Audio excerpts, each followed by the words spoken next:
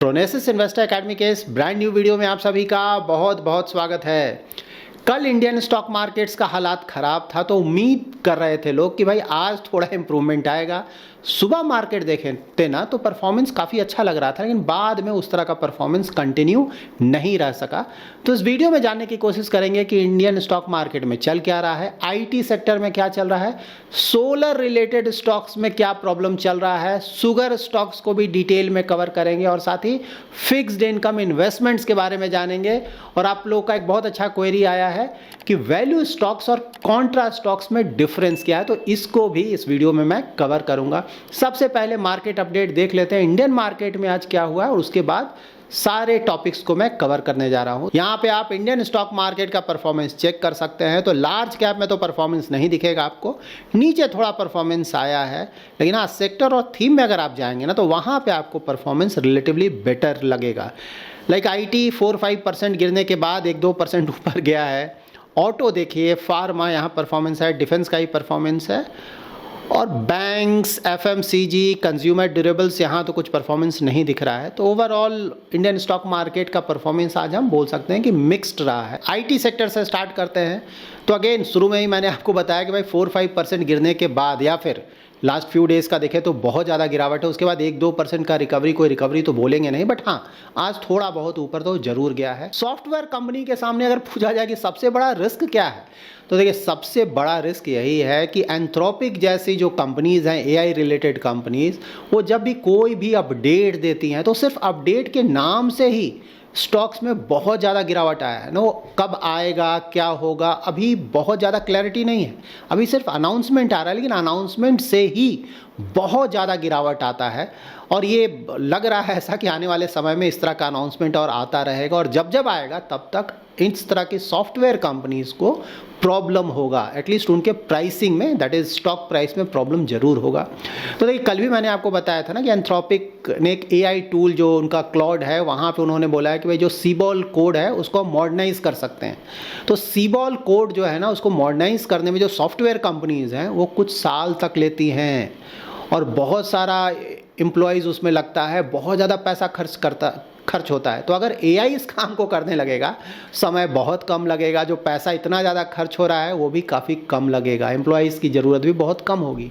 तो ये सब प्रॉब्लम आ रहा है, और ये प्रॉब्लम एटलीस्ट नियर फ्यूचर में तो लग रहा है कि चलता रहेगा। और देखते हैं आईटी कंपनीज अगर खुद को री इन्वेंट करती हैं तभी कुछ हो पाएगा, नहीं तो इस तरह का जिस तरह का फिलहाल बिजनेस मॉडल चल रहा है उसको तो कंटिन्यू रखना मुश्किल होगा। तो मैंने ऑलरेडी आपको बताया था कि आईटी सेक्टर को एज अ कॉन्ट्रा बेट देखें। तो वीडियो के लास्ट में मैं आपको ऑफ कोर्स बताऊंगा कि एक कॉन्ट्रा बेट क्या होता है, तो उससे आपको क्लैरिटी मिलेगा ना। सोलर स्टॉक्स को क्या हो गया, तो देखिए यूएस ने, दैट इज ट्रंप एडमिनिस्ट्रेशन ने 126% का प्रीलिम ड्यूटी लगाया है सोलर इंपोर्ट्स फ्रॉम इंडिया। उनका बोलना है कि भाई वहाँ पे जो सब्सिडीज़ है बहुत ज़्यादा दिया जा रहा है, जिसके कारण प्राइसेस कम होके आ रहे हैं, जिसके कारण जो यूएस की कंपनीज़ है वो हैम्पर कर रही हैं। फिलहाल इंडियन स्टॉक मार्केट के सामने चैलेंजेस क्या हैं, तो same old Trump related tariff का प्रॉब्लम है, यूएस ईरान के वॉर का प्रॉब्लम है कि भाई कब स्टार्ट हो जाएगा, और एआई तो है ही ऑल टाइम प्रॉब्लम। इसके साथ साथ एक और पॉइंटर है जिसका हमें ध्यान रखना होगा। आज एनवीडिया का रिजल्ट आ रहा है, फोर्थ क्वार्टर और साथ ही फुल ईयर का रिजल्ट, पूरा मार्केट उसको देखेगा। अगर वो पॉजिटिव आता है, पॉजिटिव का मतलब क्या हुआ कि जो उनका गाइडेंस है कि फ्यूचर में बिजनेस बहुत अच्छा आएगा, मार्जिन्स बढ़कर आएंगे, तब तो बहुत अच्छी बात है, पूरा मार्केट ऊपर जाएगा। लेकिन अगर थोड़ा भी नेगेटिविटी आया कहीं पे, तो आप देखेंगे मार्केट में अच्छा खासा गिरावट आएगा ना। जैसे उनका ब्लैकवेल चिप है, उसका बिजनेस कैसा चल रहा है, उसका गाइडेंस कैसा आएगा, प्लस उनका जो रूबिन प्लेटफॉर्म आने वाला है कब तक आएगा, उसका डिमांड कैसा है मार्केट में, इस तरह का जो कमेंट्री आएगा ना उसको सुनने की ज़रूरत होगा। यानी अब कल मैं इसके बारे में ट्राई करूँगा आपको अपडेट करने का। तो वो बहुत ज़रूरी इवेंट है आज का, और ये यूएस मार्केट बंद होने के बाद ही मोस्टली उनका रिजल्ट आएगा। अब ये तो हो गई मार्केट की बातें, बट आपके पोर्टफोलियो में स्टेबिलिटी भी बहुत इंपॉर्टेंट फैक्टर है, क्योंकि सारा पैसा एक ही जगह लगाना एक अच्छी स्ट्रेटजी नहीं होती है। कई लोग मुझसे एक सवाल पूछते हैं, क्या कोई ऐसा इन्वेस्टमेंट ऑप्शन है जहां रिटर्न्स पहले से पता हो और टाइम टू टाइम रेगुलरली पैसा भी मिलता रहे? क्योंकि काफ़ी बार हमें अपने पोर्टफोलियो में ऐसे ऑप्शंस की भी ज़रूरत होती है जो रेगुलर पे आउट और फिक्स्ड रिटर्न दे सके। और यही रीज़न है कि बॉन्ड्स को एक अच्छा इन्वेस्टमेंट ऑप्शन माना जाता है, क्योंकि यहाँ पे आप पैसा लेंड करते हैं और उसका रिटर्न पहले से फिक्स्ड होता है। बॉन्ड्स को हम ऐसे समझ सकते हैं कि जब भी किसी कंपनी को अपने बिजनेस ग्रोथ और एक्सपेंशन के लिए पैसा चाहिए होता है तो वो कंपनी अपने एसेट को प्लेज करके बॉन्ड्स इशू करती है, यानी आप और मेरे जैसे पब्लिक से लोन लेती है। इसके बदले में कंपनी आपको पहले से डिसाइड किया हुआ इंटरेस्ट रेट देती है। बॉन्ड का टेनर खत्म होने पे, जिसे मैच्योरिटी कहते हैं, इन्वेस्टर को उनका ओरिजिनल इन्वेस्टमेंट अमाउंट, जिसे कि प्रिंसिपल बोलते हैं, वापस मिल जाता है, क्योंकि बॉन्ड्स का रिटर्न और पे आउट पहले से डिफाइंड होता है। इसलिए बॉन्ड्स को एक फिक्स्ड रिटर्न इन्वेस्टमेंट ऑप्शन बोला जाता है। नाउ हम बॉन्ड इन्वेस्टमेंट जर्नी के एक इंपॉर्टेंट पार्टनर स्टेबल मनी के बारे में भी जान लेते हैं। कुछ साल पहले तक बॉन्ड इन्वेस्टमेंट को सिर्फ बड़े अमाउंट का इन्वेस्टमेंट माना जाता था, जिसको बहुत कम लोग ही यूज कर पाते थे। लेकिन अब ऐसा नहीं है। स्टेबल मनी के साथ अब कोई भी सिर्फ 1,000 रुपये से बॉन्ड इन्वेस्टमेंट शुरू कर सकता है। इस प्लेटफॉर्म पे आपको AAA रेटेड के से लेकर सीनियर सिक्योर्ड बॉन्ड्स देखने को मिलेगा, जिसमें आप 9% से लेकर 12% पर एनम तक फिक्स रिटर्न पा सकते हैं। और अच्छी बात यह है कि इसके लिए आपको कहीं भी जाने की ज़रूरत नहीं है। आप अपने मोबाइल फ़ोन से ही UPI या फिर नेट बैंकिंग के थ्रू इसमें इन्वेस्टमेंट कर सकते हैं। इसके साथ ही स्टेबल मनी पे आपको बॉन्ड से रिलेटेड सारा इंफॉर्मेशन क्लियर और ट्रांसपेरेंट तरीके से दिखाई देता है, जैसे रिटर्न्स, पे आउट डेट्स और रीपेमेंट शेड्यूल। एक और इम्पॉर्टेंट बात, यहाँ लिस्ट होने वाले बॉन्ड्स एक रिगरस इवैल्यूएशन प्रोसेस से पास होकर ही लिस्ट होते हैं, जिससे इन्वेस्टर को बेटर अंडरस्टैंडिंग मिलती है कि वो कहां पे इन्वेस्ट कर रहा है। इसके अलावा अपने इन्वेस्टमेंट से रिलेटेड सारा इंफॉर्मेशन आप स्टेबल मनी के डैशबोर्ड पे देख सकते हैं। कितना इन्वेस्ट किया है, कब पे आउट मिलेगा और मैच्योरिटी कब है, सब कुछ क्लियरली विजिबल होता है। स्टेबल मनी ऐप का लिंक मैं डिस्क्रिप्शन में शेयर कर रहा हूं, वहां से आप इसके सारे डिटेल्स चेक कर सकते हैं। नाउ जान लेते हैं शुगर स्टॉक्स के बारे में। तो देखिए, काफ़ी सारे शुगर स्टॉक्स का अगर आप क्वार्टरली रिजल्ट्स देखेंगे ना, तो वहाँ पे अर्निंग ग्रोथ कोई खास आया नहीं, और साथ ही शुगर का जो ग्लोबल सप्लाई है वो बहुत ज़्यादा आ रहा है। और इन कंपनीज़ का अगर आप ऑपरेटिंग मार्जिन देखेंगे तो वो भी हिट हुआ है, और साथ ही उनका जो ऑपरेशनल कॉस्ट है वो भी बढ़ गया है। और ये ऑपरेशनल कॉस्ट बढ़ जाना तो चलो सही है, लेकिन उससे बड़ा दिक्कत ये होता है कि जब भी आपका कॉस्ट बढ़ जाता है, अगर आप कस्टमर्स को वो पास ऑन नहीं कर पाते हो, तो ऑफ कोर्स आपका bottom line that is profit hit होता है।